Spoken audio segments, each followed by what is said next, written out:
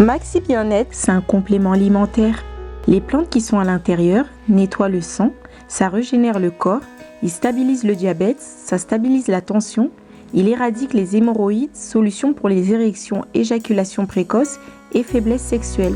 Vous avez la prostate?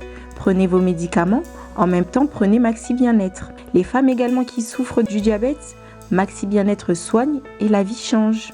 Tous ceux qui prennent Maxi Bien-être, regardez leur aspect, ils dégagent la jeunesse. Prenez une dosette, remuez avec un verre d'eau chaude et vous buvez, vous serez en bonne santé. Maxi Bien-être is a dietary supplement. The plants which are inside regenerates the body, cleans diabetes and blood pressure. It removes hemorrhoids, solution for erection issues, early ejaculations and sexual weaknesses. For prostate issues, take your Maxi Bien-être after your medicine treatment. Women who also got diabetes pain, Maxi Bien-être can heal and change lives. You can see that all the people who are taking Maxi Bien-être look better and reflect youth. Take a pod, mix it in a glass of warm water and drink. Then you will be healthy.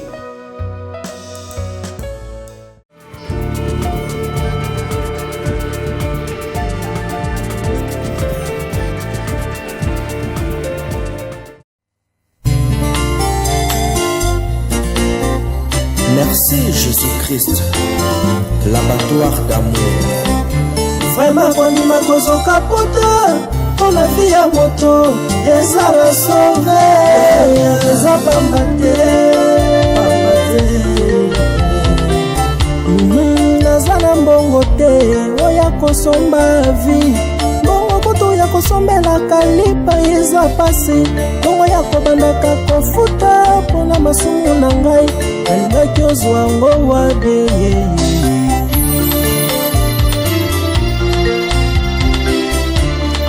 eza na mbongo te oya kosomba vi mbongo kutu ya kosalela provision kotia na ndako pasi mbongo ya kobandaka kofuta mpona masumu na ngai nalingaki ozwa ngo wabie nasombaka ntaba mobimba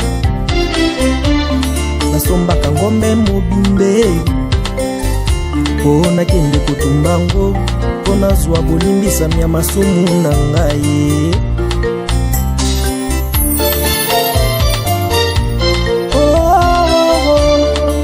mpona masumu na ngai nda yo kufaki mpo nazwa bolimbisami nda yo kufaki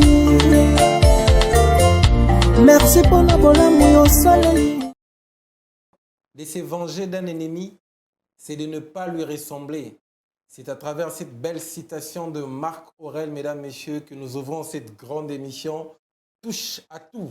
Une autre manière de faire la télévision, une autre manière de toucher justement toutes les dimensions. Alors, nous allons parler d'un sujet aujourd'hui, mesdames, messieurs. Nous allons parler de la délivrance et de l'origine de nos sangs.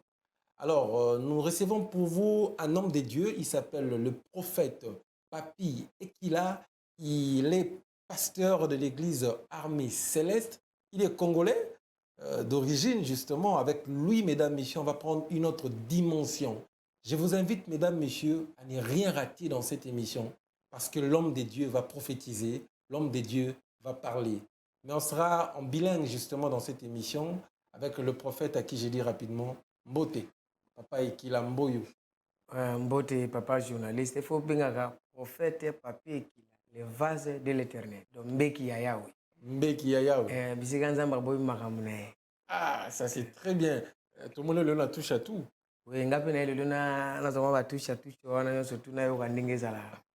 Merci beaucoup, en tout cas, un homme très sympa, très calme. Et tu s'appelles Goyambo Ekila Mboyo. Avant de côté à la délivrance, Papi Ekila, avant d'être pasteur, comment tu as été affranchi? Neni no yamba Yesu. Mais tu as besoin de témoignage non pour les locaux comme serviteur de Dieu. La petite histoire de Papi Ekila Mboyo. L'histoire n'angeza mamulai. Alors chaque fois, papa abotingai na maman abotinga baza déjà bateau baïba kinzambe déjà kala. Baza déjà bateau basali la déjà nzambe. Et maman nangai pe aïba kinzambe makasi na boiba ba église wana babenga baza ba église bato ba prana mais oye baza ba système ba prophétesse na ba sakola. maman na ngai nde aza parmi bato wana na bomwana na ngai déjà na bandaki de makambo wana ya kosakola déjà na bomwana ya kosambela mpona bato na bomwana déjà na baage wana déjà ba 9 ans nga nayebaka na age ya 12 ans papa na nga atambola te lokolo ekangami nasambeli mpona ye atelema toyei kokola obika nde ezalaka bajeune bokoli okoti na loyenge kwa ambiance lokwa deja ezaki deja eloko nzambe atiaki na kati na ngai ke lobi foka milimo nebika à travers nga ntango nango ntango ekokaki tolongo na ka wana mpona baperiode wana fa tokotela babiloko wana ntango tokotaki na baloyenge na ngai nakomia na baniveau ke otekelaka bamesi ya bacri ouais ozaka animateur mais otuni ngai nazoreponde okasi te donc nazalaki kokende koluka bamesi oyebika nde bojeunesse tona naza jeune mais na babojeunesse ozalaki na bata moko ozali mpena ke mwa baloyenge osalaka mwa bacri kopesaka bamusicien ntango ngonga na yango ekokaki ekende alongana partie bacresque musicien moko mpe ayebani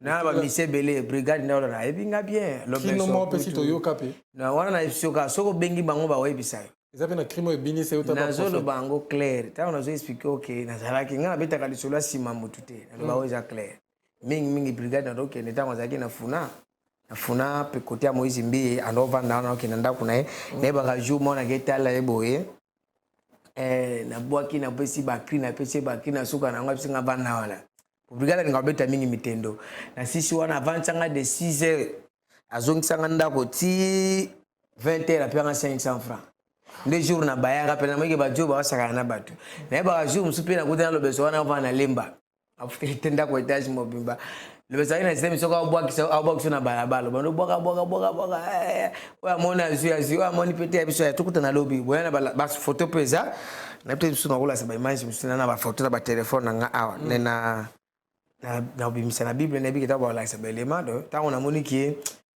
ntango wana ezalaki ta na nga te nzambe aye kobenga nga oyi soki oza na semence moko na kati na yo ate osali nyonso okima nzambe abendo kaka yango moni yesu abendanga mais eloni epusaka okoma animateur kasi tosepelaka te ovandi konda namona na jo ndenge abwakaka nga mpe nakobwaka oma mpo pesi moto eloko abwaka esimbi ya omona danger atengama mpe nakocreye mpe nakoma danger do na basansi wana kasi to eloko esitaka moto akoma asala likambo mpo amoni moninga te anga mpe nakosala mais nzoka eza na bisika mosongo okoma délivrance décision ya kolongwa na bano bengo nani ntango obwaka bacré bien komoni basurnom te bano bengaka papse papse la décision ya papse kolongwa papse kozwa chemin osala nzambe eloko nini ekutana no mpo décider en tout cas natiki vie oyo je vais suivre jésus merci ezalaki boye nazalaki bon nga abotama na mwa bachance na ngai depuis kala nazalaki osala apart mamba wana nazalaki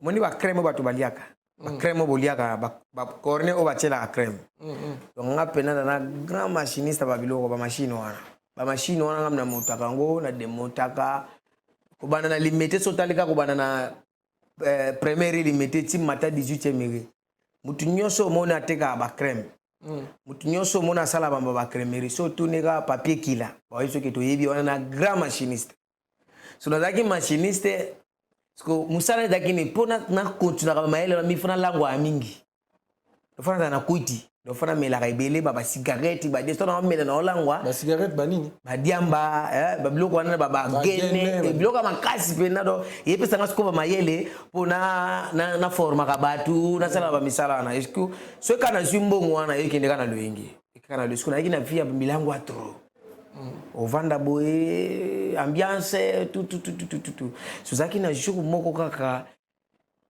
eloko esali na bongo na motema eza mama moko boye naosala epai na ye na lemba nayebaka lemba wana eza omoni abenga yango sous région namona ondenge bato abrakana batonga mpe omoni place église ya la résurrection te wana te omoni sous région kota neti okota neti oya mateta fo oko mama pont wana kota bambino wana so mama moko machine moko taka eza tele so pusani aseka moko ezalaka wana elongo ekoma na 13e mili so oleki lupango wana ya aseka batonga mpe église moko ya monene wana so oleki lupango mo elandi na bato bayebi lupango mo ezala mika pembe boye nanosala epa mama wana naosala epa mama wana mama na mona emayele na nge elega etro po azo batravaillere tout le sel moto wana ofuta chere ezaka nga me na kishere na ngai loyenge ambiance so na mbongo na tie mbongo na poche donc ambiance na ba tchétché wana partout donc il faut la totaka niveau que tchékuti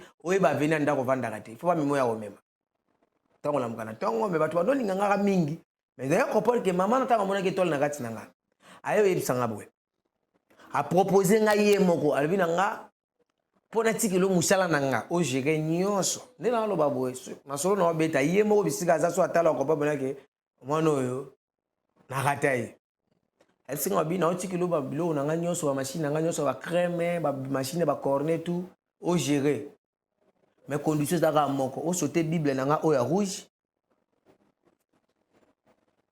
na pakolo mafuta o ya biso ya église na biso a na longi na to sinya quoi o sauter na quoi oyo na rolandelo soute compte nyonso ko yelanga en même temps na ko vanda esprit mo ko zonga bi mais oyo ba bi ba travailler nyonso ba leka repane ba kufaka so amone étoile mais ko linga l'équipe étoile wala na bien drink o mona ke mdana drink mais conscience ezongi c'était maman na moni na tika ka musana o sauter bible te ya rouge oyo na ba croix oyo pa ko langa mafuta esimba te na préféré na ke kufa na nganza na ndako o te so bo tika kasi nde maman ngape ne botele compassion ibo ngape no longa boite futa ngai des comptes finaux de compte te mbongo ngam na pesa ko mayele po meko na po ke chine ngaza ki soko ye neti ezaka akutinga pas na salade batumtu ba banda osomba ba corre ba tina wana ba Équateur ba tina wana ba Lubumbashi partout surtout atali nana mettre ye so ayi banda ayi ko ayi banga pona ana bambongo na yibinga pona kene na sanini na pesi ba plan ni ba machine ngo ezala ka po na moto na pesi ba mayele wana tout nde alinga créer lengelo ko ana po gena sanini ayi bana étoile nanga ndeta on a télémé na sibo ngai futanga ka mayele nanga ona lakisa ki OK de Chine oso ba machine no ya loko so mundu go gagner ndai ko futanga mbongo na ba période wana afuta nga na senga ubika ba bomona na senga $300 senga na pesa nga na mayele so na pesa ki tu pose abwe mama na discuter akota na chambre azo 300 pesa nga na $300 on a le roi na 12 heures to komi 15 heures mbongo esi na tika na 50 francs siko na continue douche na bando sokola ba jour 3 jours après na yo ko lokola esprit moko zo bisanga bima na douche tambola di bana mtakala mais parce que siko na yo ko pa bina ki fana ke loka délivrance na yo ko pa ke mbongo mama na pesa nga lokwa mekinga na sauter bible na sauter na croix wana pe albimisila kinga po albimisila ngo pe na boy apa kolanga mafuta wana na bana jara mafuta te achanga ngo lokola croix watikelanga ko na ko peke to mbongo da meko ondika sa prepara ki mbongo wana ko akinde Alexanga ndinga Alexa batu nyonso ba travailler na ye ikobi ko kotna duso so gabo bima mutakala bima sa eloko te na milipe kutiti na noma ozaboy fona ke luka nzambe ni place sikoyo na ke ko luka nzambe zoke zaki sinala nzambe ayibindinga osani amema kokende ukende église ko luka nzambe titi na bongwani penda natiki makaya natiki basekela zino misano so natiki bagene nyonso natiki na kati pena tous les réseaux wana tu natiki na bado ko luka nzambe ti abiloko wana na bana ko sentir ngo esu eza sute titi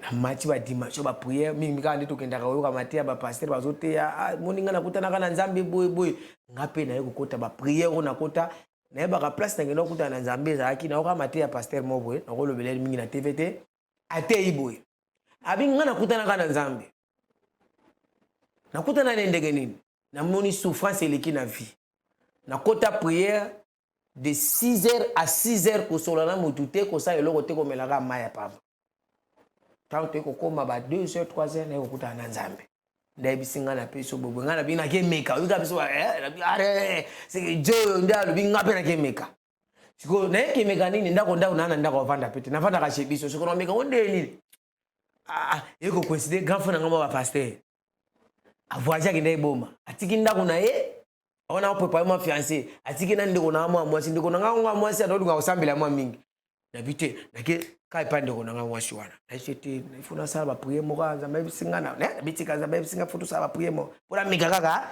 iloko pasteur no papa na banda penda 6h à 6h joka na yeko nini nazalaki ya kokanga nzambe yo memanga na vision place moko babokolaka nga kale pa koko na nga moko boye zoka koko bako na botati mais na kobokolaka biso bakoko na nzoka na se ya kobokolaka biso bakoko na nzoka aifaka betoala bakoko barne na komona na kata vision wana après prière de 6 heures tokoma ba 4 heures ma fatigue pona pema pozalaka suna sami na lembi na zikopa mena media fati 4 heures ma fatigue na yokola na yokota na vision ba miminga na pepe ndeme mango biyaka na memo bisiko zaka okangama mais na minute okoma osalela mais yaka na memo bisika okangamaki omona ndenge ozofungwama na mo ba miminga bazongisi ngai bisika kokwa bokola kanga na mbeto ba système ba kokoba bazaka vandaka na mbeto moko wana abimaka te eloko nyonso kaka atindaka sombelanga ya zalaka wana na se ya mbeto wana ndoka zo ba via bato sa bomba wana akanga bato ba via bato so mazita besinga ye to senge kaka oya yo mutu wana yabi pesa papi wana kanga ya kila alenga pesi tango ka afongoli alobi na minute ndenge ofungwa besili parmi bana nyonso bakangaki yo za sio okangama te mutu wana zungisinga alobi kobanda lelo na kisasa bakoyoka yo na kisasa bakondima apesinga bacondition ebisinga tala condition kotambola nango boy yoka oyoka bakoloba mais yo sala ona tindio naye kosuluka boye ezalaki ndoto après 4 jours kokobaro wana kufi après kokufa vie na ngai fo mwama na bisio ngana fo mwama te ozaka bato msusu omeza bato msusu aluki nzambe 125 ans souffrir te ya omoninga fo bato baloba mabiloba ngai za vitesse do na kinda trop vite ya omo bato fo bazo ba calcul msusu bako garçon to kopona kinda rapide trop fo bato suba mata ba zizila esimba te ba mangenge mengana zongo na ndako ya grand frère nanga nde na kena kuta na nzambe Très bien. Alors, quand on a touché à toi après, mais tout ce qui est dans la même dimension, il y a Paps. Ouais, commis le prophète. Papi et là, les vases de l'éternel. Les vases de l'éternel. Très bien. Est-ce que na vie na biso makila ndeti yoko ko na bino mtakanga kayo. Est-ce que makila na biso tozalango et quoi influer vie auto vivara chaque jour. Je vais paraphraser. Batumusus basala makambo simbarati. Est-ce que pauvreté cause a payé donc pauvreté zambo kande le Congo to a payé pauvre des sali que tous à la pauvre. Est-ce que pauvreté ça peut une partie mon spirituelle tout selon you pauvreté ça dépend juste d'un pays peut-être on a pauvre mais là qui dans les États-Unis on a comme riche. Est-ce que la pauvreté est une source diabolique? Yamakashi. Et puis la logique bien sûr totalement bien. Pierre azalaki na makila pauvreté totalement bien azalaki pécheur. Mais mukola melaki makila ya Yesu bongola ke so ngi tokota makila ngakutu nana ba révélation makila na bela ngo mingi ya destruction de mauvaises alliances et du sang ko kata boyokani ya mabe et salama à travers makila batu baye bagate ki via mutevani na makila au moins soki makila no ebebi nyo se bebi soki makila no ebongi nyo se bongi na tu sura ko fongola biblia oui na ko fongola bible awa pona moni lokolo kena mama makila obi tu chatu ngape na zina lakso. Rappelez sur le verset mot A. Tout le temps, on a Exode. Exode chapitre 12. Exode 32 verset 1. Tout le monde Exode chapitre 32. Tout le monde verset 1. Na opeta kali solo moko awa ya muke. Na makambo etali makila oye balolenge nini obima na makila nini. Puis malédiction musu efanda na makila ndenge nini. Exode chapitre 32. Verset 1 et le biwe.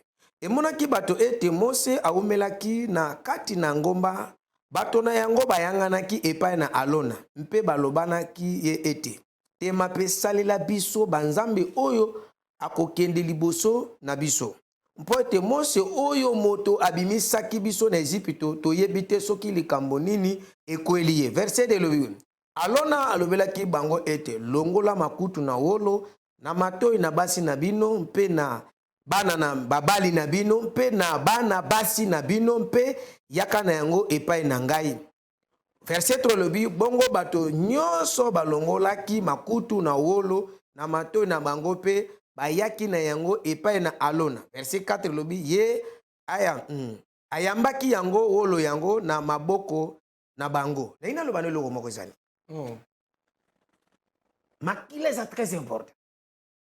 soko bimina makila oyo basi bateka yango oko resiri te atoke na États-Unis atoke na Canada atoke wapi atolobi que Congo eza na souffrance na changer na kia Afrique du Sud mais makilo zo tambola na ngoza makila famille wana ti et réclamer. mais oui Bible lobi awa na Exode 32 verset 1 lobi boy Israël et bango chaque fois là qui peut pas réussir na vie il faut Moïse amatango ba sambela po Nzambe ayoka Moïse à travers Moïse ndi bat likanzela bazoleka et mukolo wana baboni que Moïse amati awumeli ezo simbate babito ke lo luka aro salela bango ba Nzambe mususu aro apesi bango condition abi condition na pesa zabo nazo sala o bolingi na sala mais condition eza boyela biso ba biloko mato ya cher ba bi ya PTT biloko ya valeur ya bana na bino ya basi na bana na bino ya mibali na ya basi na bino na ya bana na bino ya mibali na biloko na ba biloko mato ya basi ya bana na bino kako bokoyana yango ngana kosunga bino pourquoi Aaron akendeki kosenga kaka ba étoile ya bana na bango et puis asenga propre makila pourquoi asengi ba makila na bango ayebi ke bato bana na bango mange bango mo bana ba étoile te ba boti bana ba étoile abina kata ba makila ba famille na bino boyela nga ba étoile bana na bino ya basi na bino na bana na bino ya mibali comme ça ngana sala o bino bolingi soko lingo koma ministre komi olingo koma PDG komi olingo koma cadre komi mais condition mabana na bino na bana na bino nyonso na makila no ya famille na yo bana no ya basi bako balaka te na makila na yo bana no bako tanga ba classe bako zo ba diplôme te na makila na yo condition zaka moko barobela ka maladi moko diabète na makila na yo condition zaka moko do o mona ke aro asengi bango ba voisin te asengi propre sang et ça na ba paré belé lelo bozo vivre bien na kati o comme tout ça baka papa biso saka na mbongo ebele mais banda kenda vie koma par terre akenda oteka bino wapi parce que soki boza gérer na makila mutu moko akendeki banda kwa nganga ata bosali nso bokeli bosota ba vie ba tibele sa okanga na makila obima na makila nani et puis babi alobi bien yelanga ba eto biloko mato ya basi ya bana na bino c'est que zolo ba ke nenge dejo bali mwasi wana mwasi yo bali ozana ye soki yoza mutu ba soloka ozana droit ya kosala eloko nyonso olingi na kati ne pourtant bosangisi nzoto bokomela eloko moko ana droit kokende koteka na ndako anga pourtant bosangisi nzoto bokomakila moko Malédiction c'est partagé pe eza ya kosamba te oui so bali moto akangama spirituel soki dezo bali moto déjà na makila famille na babiki akobala te soki asala effort ake abala pauvreté omonaka te bato mosusu abali mwasi azalaki na bambongo ne me banda azwa mwasi wana pauvreté koti parce que na kati ya makila famille wana mpona bango bakozala na vie ya malonga eza te na te so olandi place na ototanga so baparent oyo mpona bozwi na bango mpona baintérêt na bango bateki bavie ya bana na bango babike na mamakila na biso nyonso bana na biso bakozwa na bango mibali ya mbongo me bakobalaka bango te bakozwaka bango misala me bakoumelaka te bakozala na barelation bakosungaka bango te ndomoni bamafamille mosusu ya bafamille akokota te mais vérité ala bafamille miso okoti oregrete nini etindaki nga parce que basi bateka bango kuna na makila famille wana baata na pouvoir moko te bakozala ata na chef du quartier yo soko olingi oya omona balongolo misala parce que yo okoti na makila oyo bazalaka na bachef te bazalaka na bato bazalaka na vie malonga te yango nazo expliquer yo kete eloko lobi wana il faut bato baleka na délivrance ya makila yango moni soki okei bien ndomoni yesu masiya aye koloba boye na pesa verset pour na pesa yo amsala nzambe yo na pesa ba verset siko na mutu pour na sina tangelo ko une partie siko na ba verset na pesa yo obanda ko vérifier kuna soki eza lokudi pesa vérité surtout tali bien na Jean chapitre 6 verset 53 Jean 6:53. Bible zolo banini. Po na ningi biloko msusu ba te pasteur za msusu a masquer ba papier moko na kati ya Bible ni Lolo ba biloko nga na pesa yo ndo vérifier. Pour lui touche à tout yo moko touche. Jean 6:53 elobi ni papa. Okita tina 54. Jésus leur dit. Yesu alobi boye. En vérité, en vérité. Azobuka lukutata zolo ba vérité papa. Je vous l'ai dit. Si vous ne mangez pas la chair du Fils de l'homme et si vous ne buvez pas son sang, vous n'avez point la vie en vous-même. Ngamna lobi. Yesu mtazoloba. Ezala batebele Yesu akokota na bavina bango te soki ameli makila na ite.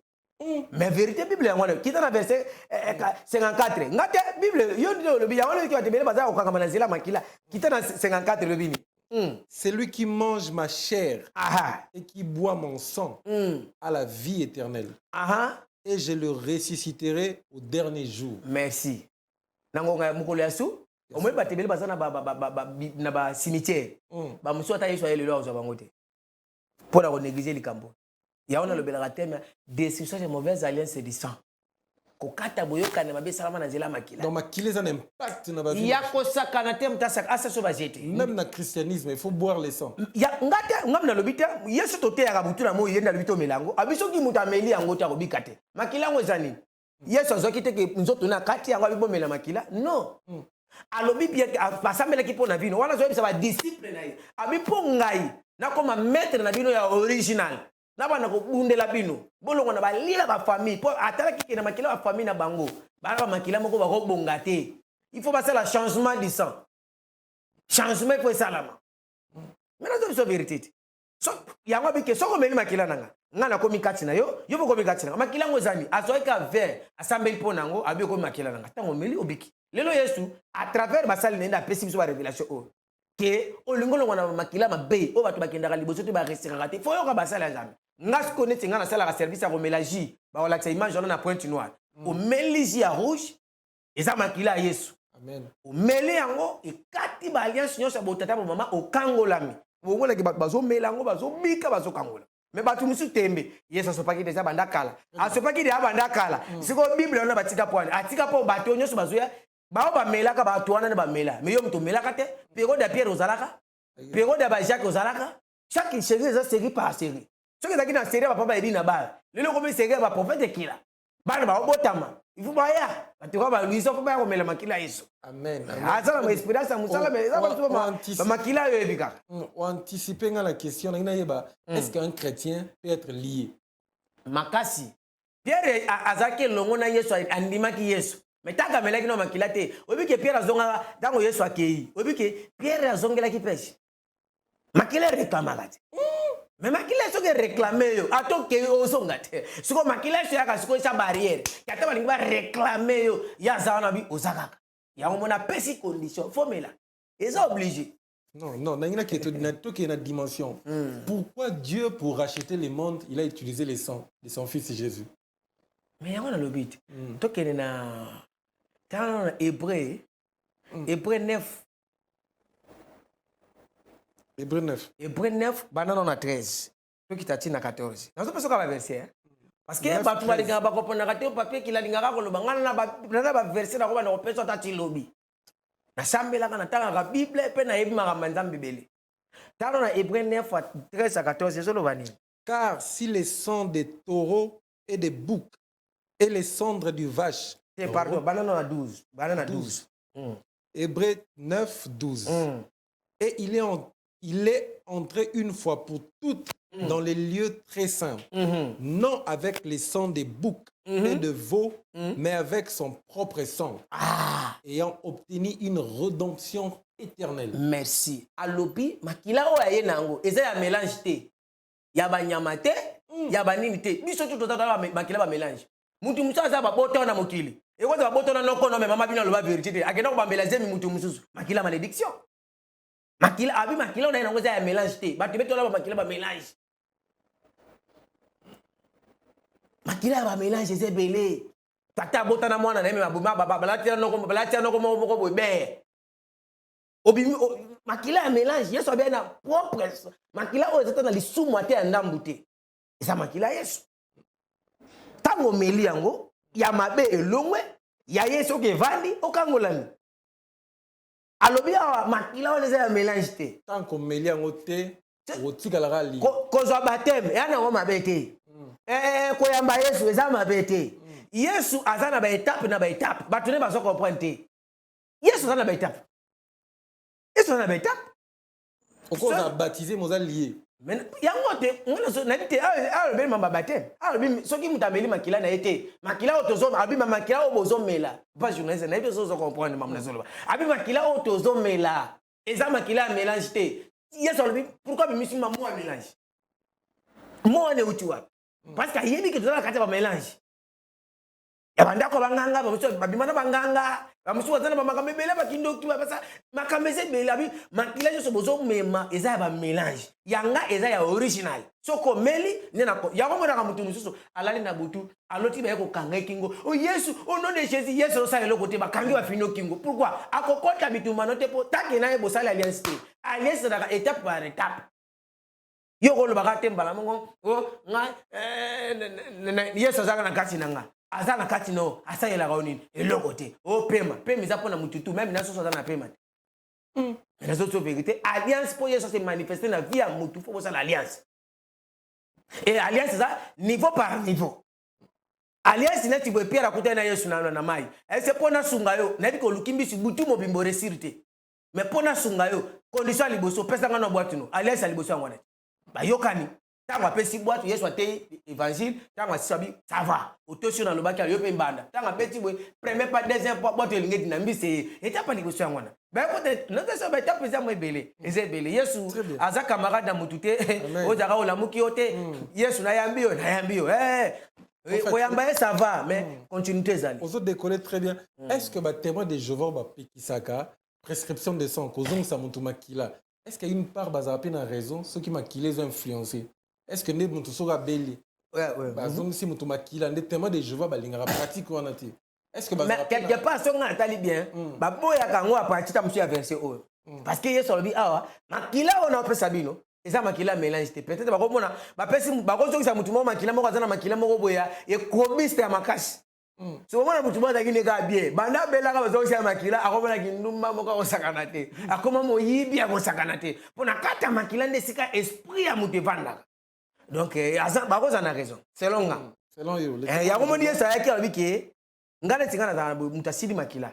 na sambelika pona ji yakozwa beko makila so mutameli makila zongi ebele tant to koleka leka ba émission bokomona ba image alors mutu aza la stérilité na problème à stérilité chômage ba difficulté belé c'est son son dont vous expliquer biso et quoi influer na vie na dimension na comment être délivré d'un mauvais sang d'un sang qui est déjà pollué na lingala makilo c'est béba ou ba koko si ba réclamer béba comment être délivré na makiba jara batouane yango nde ba jara na zolo bati ndira yango na zolo bakena sala ba biloko tuninga oyo na tout ça mususu ulanda ba édition nga peut-être msuka nzamba seka na opesa révélation na bina lobelaka thème na pesa ngo mingi na komite na ba 11e édition on lobelaka destruction des mauvaises alliances du sang et puis révélation na le seul muto nzamba pesa ngai révélation na tambo lango presque partout même atane na kine Équateur ba image ezali o ba bazo mela ba jiwana ya rouge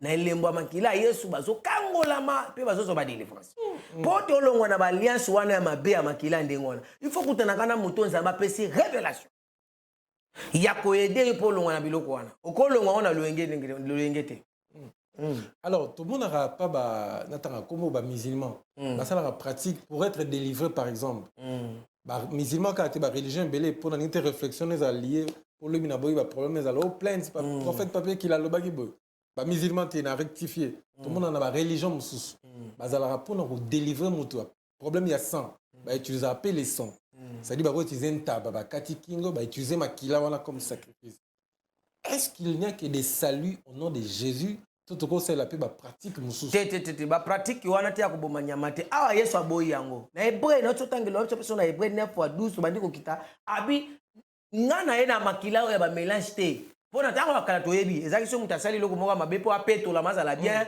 po bakata ngombe mutu basala bote te koya ya Yesu eza pona ko changer nyonso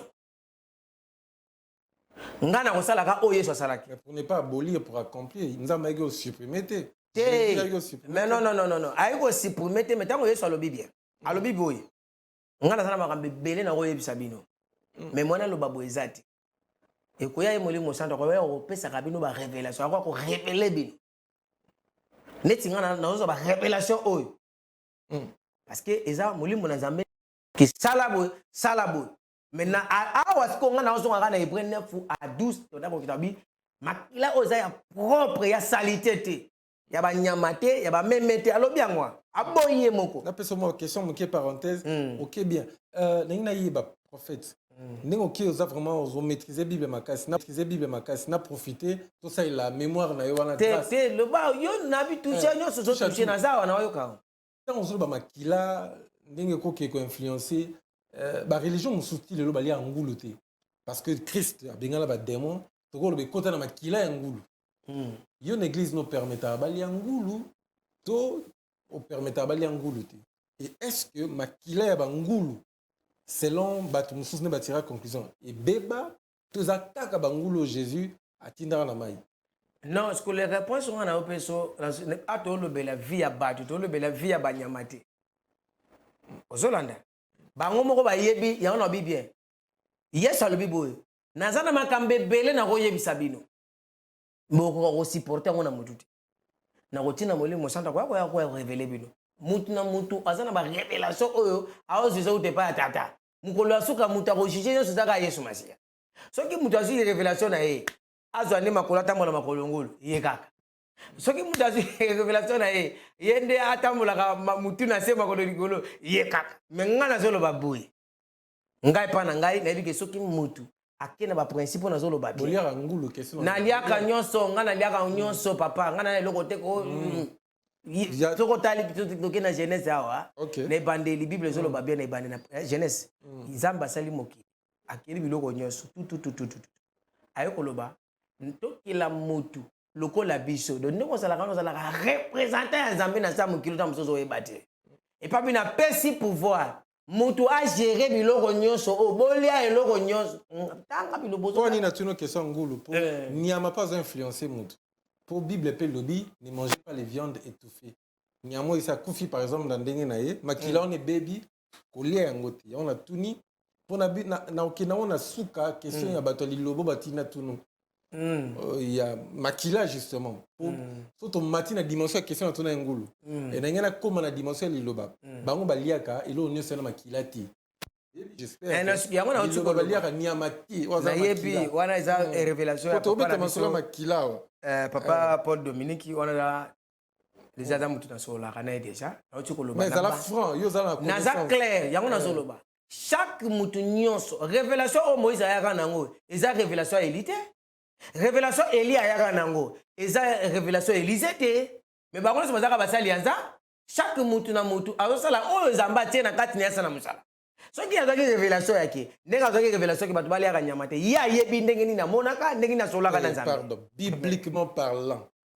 Na Bible oyo. Omoni ka Bible oyo. Kolia niama, makila oyo tambola. Bible boyi, ke ngai pa na ngai ezoloba bien ke Nzambe alobi na biso nyonso tolia. Selo ye, omoni ka Bible oyo. Place nga na suki na kotanga, ela bato musi ba bandi pe kotanga yango, ba comprendre na ndenge na ba. Na monde to ba relation bi ozobo ndeti. C'est na solo non, soki to na ba relation bien, bonga na za relation bien na bato ya ba banani, ba bonga ba banani. Yo tuninga batati mo de Jehova, na répondre ngo clair. Na mono kende na nga bien. Na kende ki bien. OK na ngapela ba musulman, na kende ba ngo pe bien. Na solo ba par rapport ya nini? Mutu na mutu azana ndenge azweli ya révélation. Ah na solo bila. Christ est déjà là. Yango na lobi kasi Yesu wana ka yeti alobi tango molimo santa koya akobanda koyebisa mutu na mutu makambo na ye nazolo bango clair ya akoya koye ko révéler bino yo lali ya yo pongi ngape na lali ya nga pongi ndeko nanga Wilson lali ya pongi kuna amigo lali ya pongi cameraman kuna lali ya pongi mutu na mutalo ya ndoto siko ngana koya kotuna tokoya koyeba nani yo lotini tango lali otenga lotini lo banyomba wala ndanga okuna papite nga lotini lo pena bambwa balandinga mutu est-ce qu'on va comprendre atenga banyomba ndanga péché ezo dépendre na bato na bato pour ceux qui selon bato le ba kolia niama oza na bomo ni tobeta masolo makila eza lisumu et que pas bicho to semble pas prophète kila eza lisumu ti c'est que le péché dépend d'une personne à une autre. Siko yango na lobi bien ngana ko juger bato te po yeso ayaki pona ko habite ke mutu ko juger mutazate tozaka pona ko loba ngana zo loba boye chaque prophète chaque pasteur chaque mutu azana révélation nzamba tina kati na zo loba révélation papier kila siko net révélation o ya makama makila ngazamba pesa nga révélation wana ya ko détruire ba makila mabe na banzoto abato yango neta ngoyo koluba ngape na coach omote na coach ngo pena bien parce que na zapena di domaine makambo zamba alibisema so moyena kota pena mamsusu ate post na yebi pena nenge babandela omote ngo bosika obesika mama makila na kota ka pona base kuna so makambo kolia nyama te mona kota base ate ya oya pena ba nenge na ye moi pe na kota makamba musulman te po bango pe ba yana bandenge na bango na kota kake makila na po ekangola ma elobi boy c'est que tous on a biso kana na makila en tout cas ni relation ya Lena papa na biso ya lilobeza mo makasi on a na baza ba père to solo la bien la Bible le périt par manque de connaissance. Périr pour tozangi connaissance yo bo ngana na connaissance c'était na le belango clair. Si ngala yebi que prophète ozara motora France soki doctrine wana isa doctrine moro d'hérésie za nakati dévoile yebisa biso peuple de Dieu. Bible yebisa biso au sujet du sang ya ba niama. Na l'actuel au moro. Na pour exemple moi muke. Bible quand tanga o na beta na tanga Bible zo ba bien Pierre azaki otambola elili nezo bikisa bato Pierre amen révélation ya mwana zwaki ya question ka awe na place elili ga ya pamba o bakoka ba otambola bato ba osani ba obika et Bible le bien to soki na apôtre Paul il azaki so azu mouchoir abwakeli mutu bu apesi mutu akia pakoli mutu na hôpital mutaseni so to banda ko juger bango so ba mbeka Yesu. Mais chaque mouton, c'est la révélation n'est pas à jouer en pays. N'est pas sortinde. Que yopo mutabika pese ko pa mai. Yopo mutabika pese mafuta. Yopo mutabika donc ngalo na osengo zaka ke Yesu kama konja nyoso. Amen. Yesu kama konja nyoso. Mais bato pe ba otalo siko. O bazali lié ou ba yeba été au travers émission ba découvrir que les 100 pays influencés ba makasi faut pena ba tolo ka délivrance. Est-ce que ba rendez-vous ça est-ce que oyamba bato bongo est-ce que pour bakota en contact l'église bakota en contact na yo pour to que ça peut ba image équateur to qui ne ba sujet musupe touche à tout est-ce que ba programme les répondre ba toi est-ce que ba séminaire quelque chose autre chose ba information plus que auto sola. Oui eza ebele na yamba bato chaque lundi to sambela mardi jeudi vendredi 14h à 18h et dimanche to sala kawana de 8h à 14h na sala kawana mais chaque lundi na yamba mutunyo sans problème.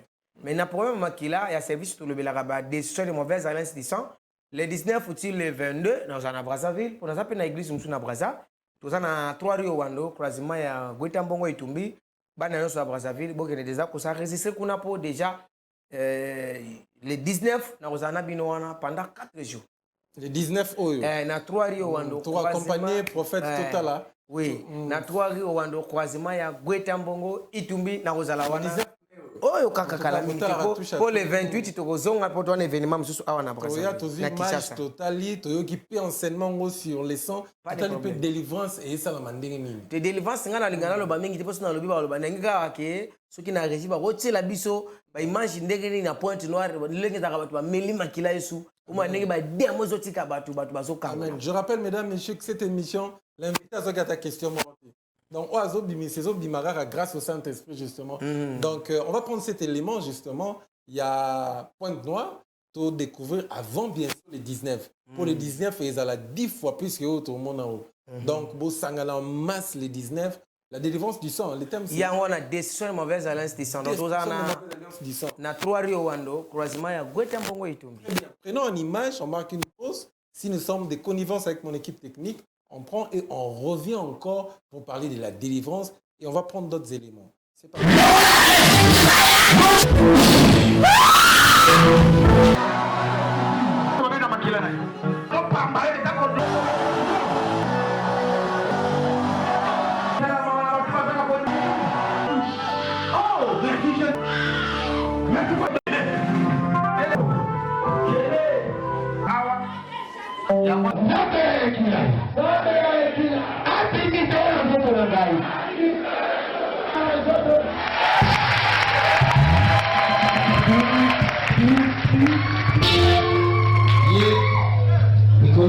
Malette.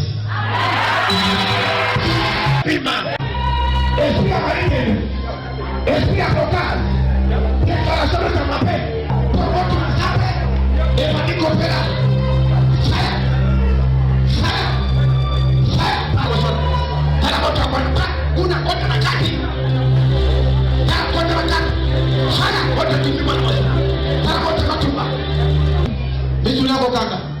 Le makolo Yesu. La kaso to nanga. Na le bibo na zomuna. Mpebe bani ko tambo. Mpebe bani ko tambo. C'est. Vous pouvez parler au temple.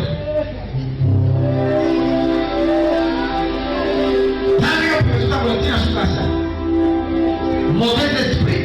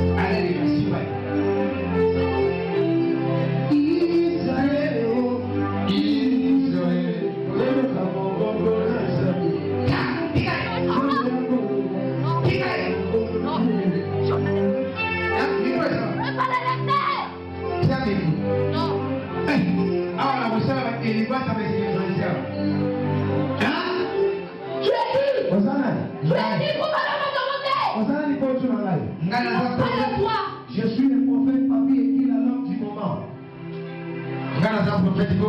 Toi tu es qui? Hein? Vous êtes l'esprit attiré. Oh, il m'a parti. Azaï Angaï. Elles sont parties. Azaï Angaï. Elle ne pourra jamais s'en aller ni voyager. Akoki Kobala La destinée m'appartient. Akoki Kobala Jésus. Tu es qui? Azaï Angaï. Ngana prophète. Moi je suis le prophète. Mon fils de toi. Ngana prophète à l'école libérée. Qui es-tu toi qui parles dans ces corps? Qui es-tu? Loba. Loba. Dis-le. Loba. Dis-moi, qui es-tu? Loba. Qui es-tu? Loba. Oh, Yonan. je suis la reine mère. Naza mokonzi ya Je mwasi. demeure en elle. Hein? Je demeure en Nafanda na kati na ye naza la reine. Sirene na mati kazi ya mwana. Natupati. Yunai natuna. Etole. Kutoka ya sirene za laka.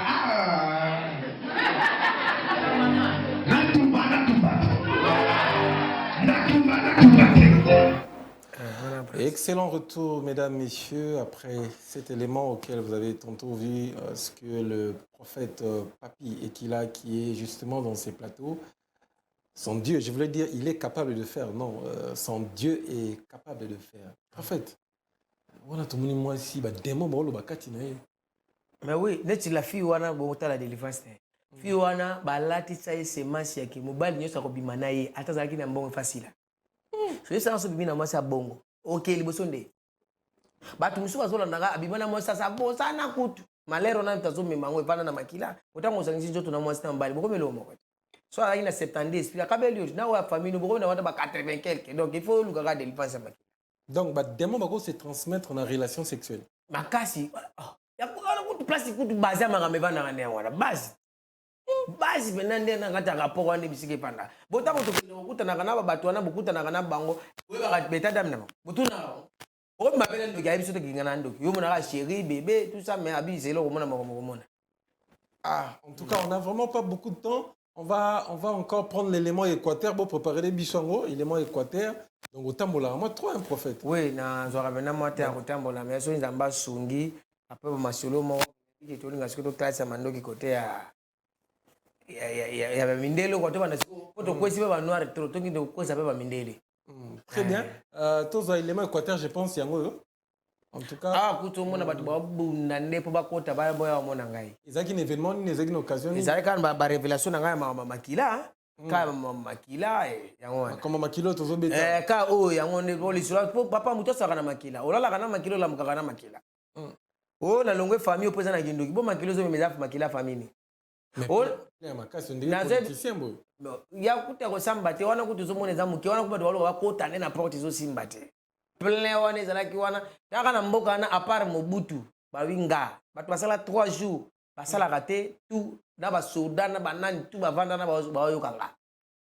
Oui. O ba otala les prophètes. Ba landa prophète pas mboka ezana kindoki makasi yo koka. Na ebiso so tali ba délivrance les gars place wana des gars. Ya osaka na kututi. ya kosakana kutu te na biso ya kosakana kutu te. Dieu merveilleux. Oh, nous sur la parole, wana liloba ya Yesu Masiya. La délivrance. Ya jete nga wana wala siku na ya kuna ya kokota baozela ngai. Toujours bien habillé. Donc on est à problème té. Aux orateurs ba retraite, ba prière pour affronter makambaboy. Na chobe tolo na bandela na bien ke na kota prière à 6h à 6h. O batu msuba ebati. Ya wana. Na mema pe pitu mwanza kuna. Ah, les frères Pichu Mwanza. Oui, les chanteurs, hein. Na mema ki. Na mema bido ko mema ko belle équipe. Mema 12 personnes. OK. Vous avez quand comme ça au Islam quand? Awa na basankusu. To saki wana basankusu. Kaka ezaka awati. Na basankusu. Ba campagne tout le monde en sous si sous makambo yo. Te ba campagne ezali ezebele na ba campagne belé na sala ba image tout to chawa ezako na njoto te na travailler pena. Na mota oyo na bandi makambo so mutatali ya ondima te kezanga. L'Équateur aux projeté chape église kuna. Ezalaka déjà bona kende kuna pona église za kuna. OK, yayo. Oui, Armée Céleste. Armée Céleste, yo représentant légal. Ouais. Mais on peut revenir comme on n'a pas beaucoup de temps. On peut revenir. Merci beaucoup, très bien. Donc, il y a un représentant légal. Oui, Armée Céleste. Donc, plein automoniwana. Waouh, gloire à Dieu, ça c'est une très bonne chose. Oui, on a lu que so nzamba sungi. Total sa mando ke siko poto bana siko ke ne bongo le samindele mutema. Okuma gebe ba Paris. Wana ba mindele fo ba bongo la mutema. Mais neti bato ba hotelo ba pe na Paris, moi ba ya a ezati. Oui, belé ba benga ka pe ba so ba délivrance. Na ba ko kota en contact justement. Na bato balonga ko poto ba so ba délivrance sa ebele. Neti nana mwana amo mire auto ya kala mingi te kunzamba kangola ke na famille mo matraver makila. Makila bato ba so ba kinongi na oti poto ba délivrance. Ba femme de nuit mususu ba doit vivre, mari de nuit mususu. Ba vie mususu ba doit vivre. Na repesa ke to komina suka. Na makila aussi na repesa na Matthieu 26 à 28. Wana verset suka ozolobela makila. Pour bato ba ebite ke alliance salama. Yesu aye pona ko sala ba alliance sika. Ko kata ba alliance akala à travers makila. Matthieu 26 26 à 28 euro banini. 26 à 28. Ebike mutabi bibele ko lokanga lo wala 20 marks azate ayebike mamna lo ba yebi ngo bien. Na sine na opesa ba version na bibliothèque na azo vérifier pena tala ngo pena bien. Ata so yi papier ki le mamba lo beza. Car ceci est mon sang. Le sang de l'alliance qui est répandu pour plusieurs pour la rémission de péchés. Merci. Makila. Christ mutoloba. Alobi za azo ba alliance asika. Donc si yeso abi sama mo alliance ya ko lo ba alliance c'est ka bi tona ba alliance akala ya ki na alliance asika c'est l'alliance asika ya Yesu Masiya. Très bien. Ko lo ba alliance akala na ba koko akala ba sala ba alliance moko boye ya baba be yango ya ki pona ko kata do po bika foko na alliance asika. En tout cas, tout ça un seul programme ya Makila pour la rémission du sang justement. Wana ça na Brazza. Na Brazzaville. Zo banda le 19. Le 19. Si le 22. Pour les anabandi le 19, le 22 na kati awa. Na kuna na sala ona tongo. 11h na zongi ki na sala pe na ki. En tout cas, au PC ba contact pour to komina moi na kota touche à tout epo l'émission ngai tuna ngai lo na tu ko tuna muno langeza l'émission même on la dimension tellement spirituelle ma kitoko donc batu ba ta la biso to ling tout tikayo na moment ya prière moi 1 minute aux alango au ça la prière na bande konyo so ba ta la biso o ba kangami na makila. Après, on va numéro à contact au PSA, on y a physiquement, mais non, tiko ça la prière, maintenant question à sous quand tiko, yo mo clôture. Question ce que ça, est-ce que son allouki délivrance pour mon sang, la zuité, est-ce que l'offrande du rachat peut me racheter aussi? Ça veut dire qu'on a décidé d'appeler ça une offrande dans l'Éternel pour racheter ngai spirituellement. Est-ce que quoi délivrer ngapi? Est-ce que l'offrande délivre? Offrande aussi de tout ba délivrance. 1 minute. Ah non le bébé. Na osenga so na uti Brazzaville to sala so émission to lebela po makambo ko ti offrande aiza matata isenga bele fona la tina personne na repesa 10 000 versets ozo la sa offrande même yeso ka tozote ya o so ka mi pesa ki lo ko offrande te to ya mbaeta offrande lo baka offrande ganga ka donc eza mo ebele do na ina kine mulaite to kozonga la émission asika ya sima o kozonga après voyage na biki to kozaza oza chaîne na biso ebike Peter Jani azolanda nga donc tubandaki omoni babiloko lelo Peter Jani bakoloba ye pasani touti na ba souffrance ngala bita bazoa ko filmer ngala ba caméra Peter Jani na nini avant simba bakisi na imika avant simba bakisi mais non na ye pas simba bakisi po na étape imika doaki visa vous avez na baraka mogisho obi vous avez na baraka mogisho te baraka mogisho tokutanaki na ye ngala oboya ete omoni eza na mutu na forma poto na tunu te muta forma ngati muta forma na mama nzambe muta forma mutaza père spirituel no baraka te kolobaka biloko ko former te on ko na mokili po ba révélation no bimisa am tapesi ngangwa zate moyele musatu mutapesa ko kinda mama former te le baba ko encadrer mais ko former te cha baraka mugisha encadrer te ko encadrer na bande obi ko encadrer tu ko développer après. Merci beaucoup prophète Kila. On est vraiment touché à tout le monde. Mesdames, messieurs, nous sommes arrivés à la fin. Un grand merci à vous d'avoir accepté notre invitation. Merci. Prochainement, on est dans autres touche à tout. Les amis, l'impact des sons. Merci beaucoup. Un numéro rapide. Ouais, numéro de téléphone, on t'a même na WhatsApp. Plus 243 82 non 89 49 32 991. Plus 243 89 49 32 991. Ngawa bino prophète papier kila na sambela pona mutu nyonso alandi biso na ibandeli émission pe na suka émission simba télé siko ozali ozana problème ozobela okosimba pe mayo kangisa ngo na télé na yo eloko nyonso kotia na sambeli pona tozobela so tie kondima Yesu Masia akokangola Zambe na pamboli mama papa nyonso alandi biso na ibandeli émission pe na suka émission pambola matea o soke kotier tikati pa bika na ba problème nyonso azana yango ka ndenga simbi télé asimbi téléphone asimbi nini akangola ma na kombo ya Jésus Christ de Nazareth. Amen.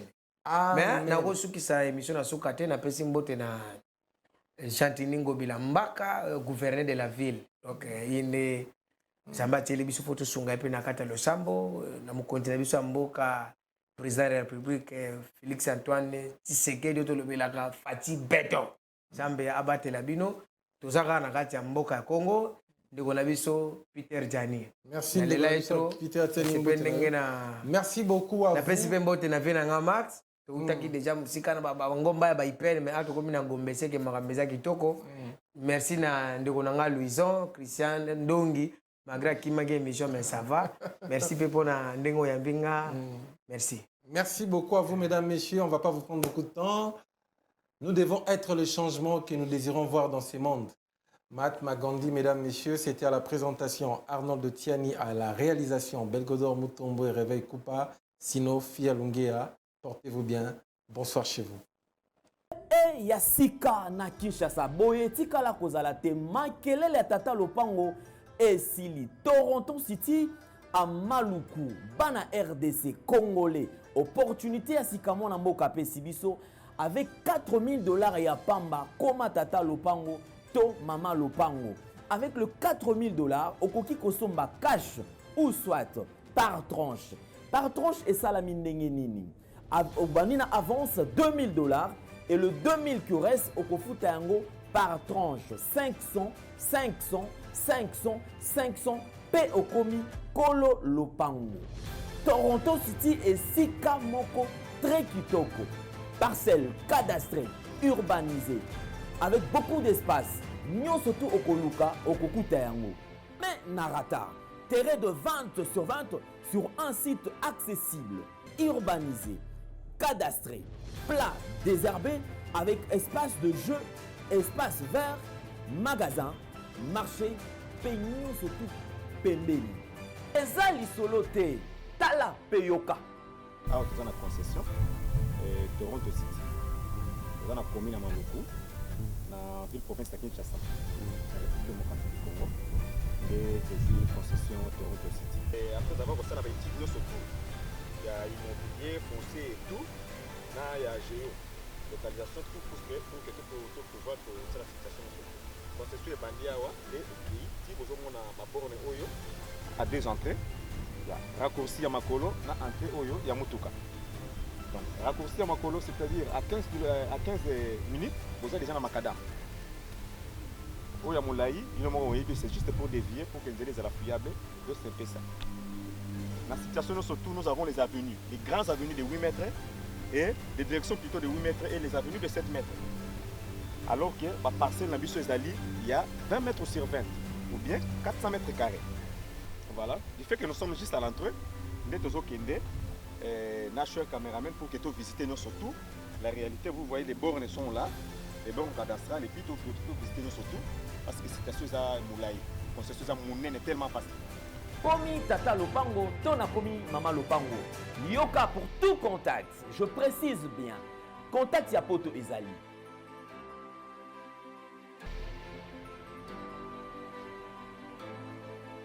ya Kinshasa ezali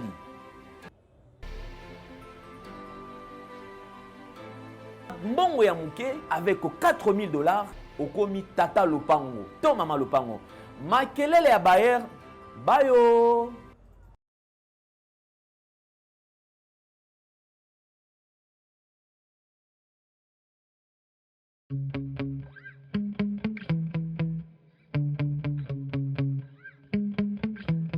Balata bakosa. Enfin, molati ya solo aye. Rose Couture, la haute couture au rendez-vous. Ponaba événement na bino nyonso. Anniversaire, mariage, conférence, concert et autres. Luka Rose Couture po olata kitoko. Batonga bakosa. Pour tout contact. Papa, maman, bana, pona biso nyonso tout, babetela oli solote. Luka Rose Couture po olata kitoko. Ba voitité.